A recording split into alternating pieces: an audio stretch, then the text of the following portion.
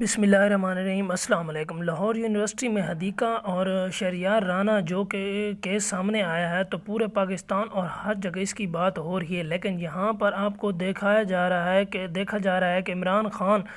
کا انتہائی اہم کلپ، یہ ویڈیو جب وائرل ہوئی ہے، حدیقہ پرپوز کر رہی تھی شہریار کو، اس وقت جب صورتحال سامنے آئی تو عمران خان نے تقریر کی۔ یہ تو اتفاقاً ہے یا پھر اس کلپ کو دیکھ کر کہا ہماری نوجوان نسل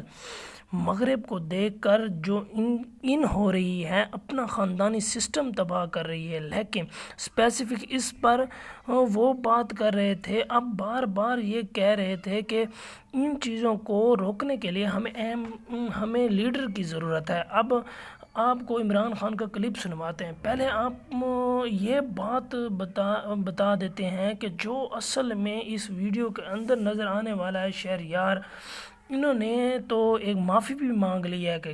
کہ جو ہوا ہے اس میں میری غلطی ہے، جو لڑکی ہے وہ ایک اچھے گھر سے تعلق رکھتی ہے، آپ ان پر رحم کریں، میری غلطی ہے۔ سب سے بڑی بات یہ ہے کہ سوشل میڈیا کے ہر چینل ان سے بات کر رہے ہیں کہ وہ ان کو انٹرویو دے دیں، لیکن وہ اس کے لیے تیار نہیں ہیں۔ اب سنیے عمران خان کا کلپ۔ جو یہ ویڈیو وائرل ہوئی ہے تو عمران خان آ کر گفتگو کرتے ہیں، اور گفتگو بڑے اچھے انداز میں کرتے ہیں کہ ہمارے اسٹوڈنٹ اپنے بربادی کا سامان یہاں تیار کر رہے ہیں، اور متاثر کس سے ہو کر؟ باہر سے انہوں نے اپنا سسٹم تباہ کر دیا ہے، ہمیں روکنے کی ضرورت ہے۔ یہ اتفاقاً ہے یا عمران خان نے کلپ دیکھ کر تقریر کی ہے؟ اب آپ کو سنواتے ہیں عمران خان کا کلپ۔ قسمتی سے مسجد میں جو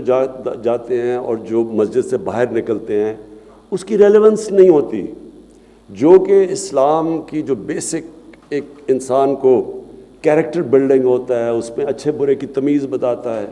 اس میں زندگی میں آنے کا مقصد بتاتا ہے، وہ مسجد کے اندر وہ ٹرانسلیٹ نہیں ہو رہا انسان کی زندگی کے اوپر۔ جب محمد عبدو آج سے کوئی 125 سال پہلے یورپ گئے تو اس نے مصر میں آ کے، جو مصر کے رہنے والے تھے، انہوں نے سٹیٹمنٹ دی کہ یورپ میں گیا، مسلمان تو نہیں نظر آئے لیکن بڑا اسلام نظر آیا، اور واپس مصر آئے تو کہا کہ یہاں مسلمان تو بہت ہیں، اسلام نہیں نظر آ رہا۔ میرا پوائنٹ یہ ہے کہ ہمارے پاس ایک انٹلیکچول، ایک ایسی یونیورسٹی ہونی چاہیے جو کہ وہ اسکالرز پروڈیوس کرے جو لوگوں کو جس طرح ایک ازہر یونیورسٹی نے ایک دفعہ مسلمانوں کے اندر، وہ بھی ایک سینٹر تھا لرننگ کا، سارے جاتے تھے، اسکالرشپ ہوتی تھی، بڑی بڑی ڈیبیٹس ہوتی تھیں،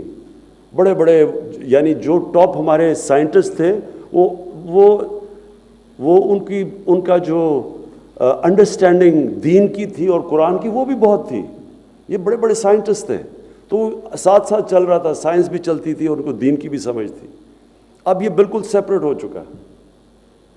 اور میں یہ چاہتا ہوں کہ اس یونیورسٹی میں وہ اسکالرشپ آئے جو کہ یہ آگے، جس طرح علامہ اقبال کا تھا کہ دی ریکنسٹرکشن آف ریلیجس تھاٹ کی ایک انہوں نے کتاب لکھی ہے، کہ اس کو اب آگے لے کے جائیں ہم، کیونکہ جو اسلام ہے اس کے جو علامہ اقبال کی سارا تھیسس تھا، اس کے جو فاؤنڈنگ پرنسپلز ہیں وہ تو چینج نہیں ہوتے، لیکن باقی چیزیں اجتہاد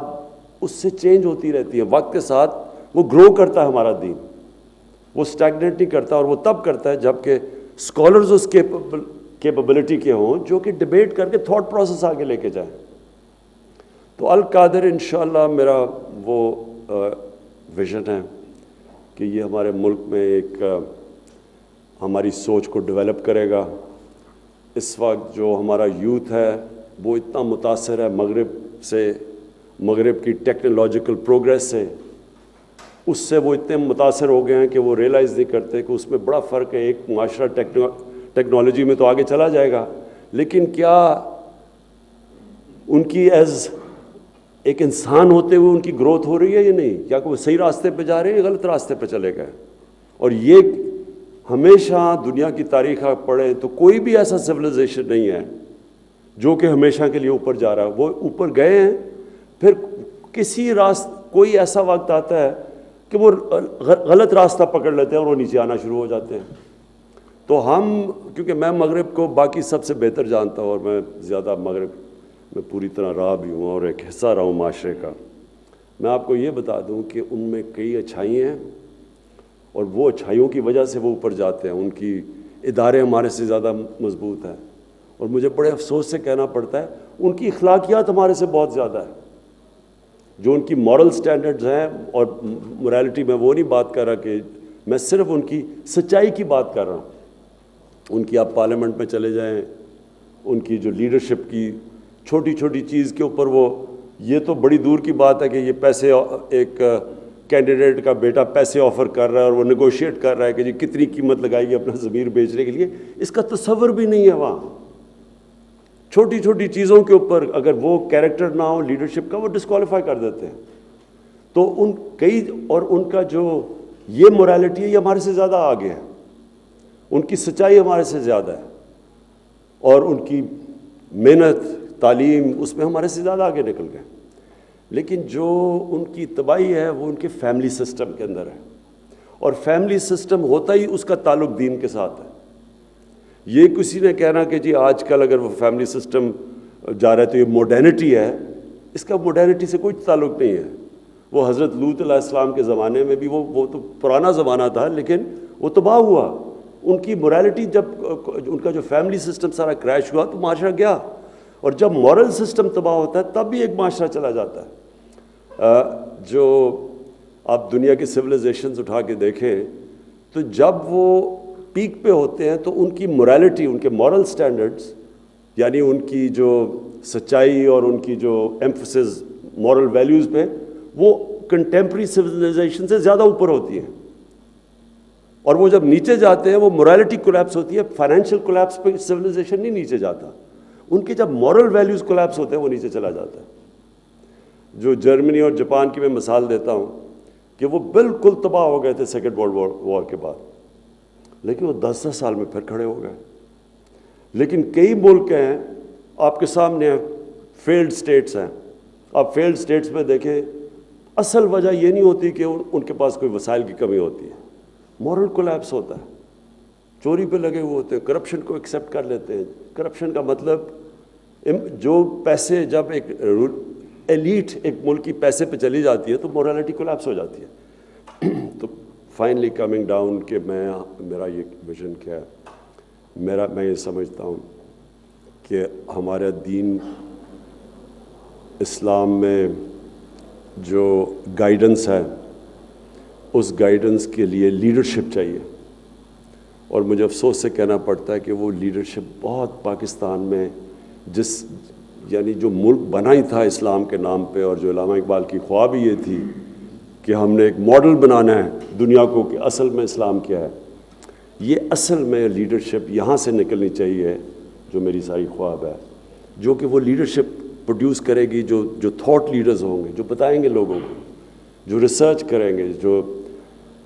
نبی صلی اللہ علیہ وسلم کی جو زندگی کے اندر چیزیں، ان کی پورا کہ وہ سارا کانسیپٹ مدینہ کی ریاست کا کیا تھا، انہوں نے کیا وہ ریاست سیٹ اپ کی، جس کے اندر کون سے وہ پرنسپلز تھے، وہ ایٹرنل پرنسپلز تھے، ہمیشہ کے لیے انہوں نے سیٹ کیے، جس نے قوم کو اٹھا دیا۔ اور پھر وہ کیا کیریکٹر بلڈنگ انہوں نے لوگوں کی کیا کی کہ جو ان کے قریب تھا سب لیڈرز بن گئے۔ کبھی بھی دنیا کی تاریخ میں اتنے تھوڑے ٹائم پہ اتنے عظیم انسان نہیں ہوئے جو کہ اس زمانے میں تھے، اور وہ سب ان کی مثال دیکھ کے، ان کے کیریکٹر کو دیکھ کے، سب انہوں نے سارے معاشرے کی کیریکٹر اوپر اٹھا دیا اور معاشرے کو لیڈرز بنا دیا۔ اتنے ایک میں کتاب کو ریفر کرتا ہوں کہ دی عرب کانکویسٹ، وہ ہمیشہ اس کے اندر صرف ایک چیز ہے کہ وہ سب حیران تھے کہ نہ ان کے پاس کوئی زیادہ فوجیں بڑی ہیں، نہ ان کے پاس کوئی نئے ہتھیار ہیں، یہ کیسے ساری دنیا پہ چھا گئے لوگ۔ تو وہ اسٹڈی کرے، وہ یہاں سے ہمیں اسٹڈی کرنا چاہیے، وہ کون سی کیریکٹرسٹکس تھیں جنہوں نے ان لوگوں کو اٹھایا۔ اور ہمیں قرآن میں اللہ کا حکم ہے کہ ان کی زندگی سے سیکھو، نبی صلی اللہ علیہ وسلم کی زندگی سے سیکھو، کیونکہ وہ ہماری بہتری کے لیے، جب ہم وہ سیکھتے ہیں تو وہ یا انسان کو اٹھا دیتے ہیں، اور اگر ملک وہ پرنسپلز اڈاپٹ کرتا ہے تو وہ ملک اوپر چلا جاتا ہے۔ اور میں یہ چاہوں گا کہ یہ پھر جو ہم یہاں ریسرچ ہوگی، پھر یہ سارے ہمارے ایجوکیشنل انسٹیٹیوشن میں جائے گی، ہمارے ایجوکیشنل انسٹیٹیوشنز میں گائیڈنس جائے گی کہ ہم نے بچوں کے لیے کس لیول کی انہیں کرنی ہے. کیونکہ ابھی میں دیکھتا ہوں اسلامیات کا کوئی ایفیکٹ ہی نہیں ہوتا بچوں کے اوپر، ان کی ریلیونس ہی نہیں ہوتا. ہم ان کو وہ کتابیں پڑھا دیتے ہیں جو اس ایج پہ ان کو سمجھ نہیں ہوتی. تو ہم نے کیسے ان کو کیا بتانا ہے، کیسے ان کے کیریکٹر کیسے بلڈ کرنے ہیں، کیسے ان کو فیوچر لیڈرز بنانا ہے. اور یہ ہوگا جب تک کہ ہمارے ملک میں کوالٹی کی انٹلیکچوئل